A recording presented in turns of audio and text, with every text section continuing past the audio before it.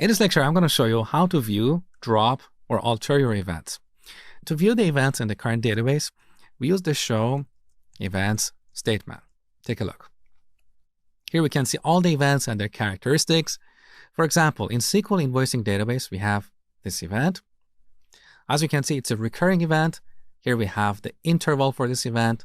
So it's going to get executed every 1 year. And you also have the start and end time for this event.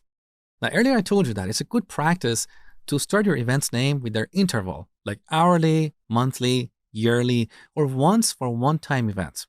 With this convention, we can easily filter events using the like operator. For example, to view the events that get triggered every year, we can write like yearly %. Pretty useful. Now, to drop an event, we use the drop event statement.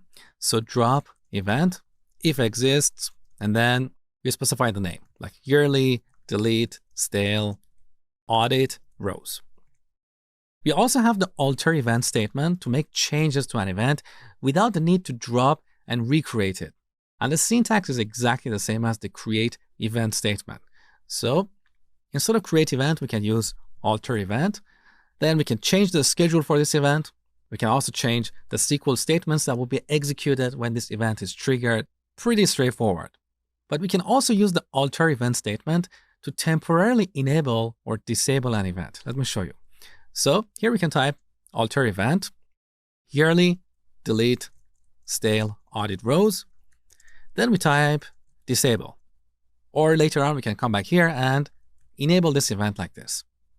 So that concludes our discussion about events. As you have seen, we use events to automate database maintenance tasks. In the next section, we're going to look at transactions.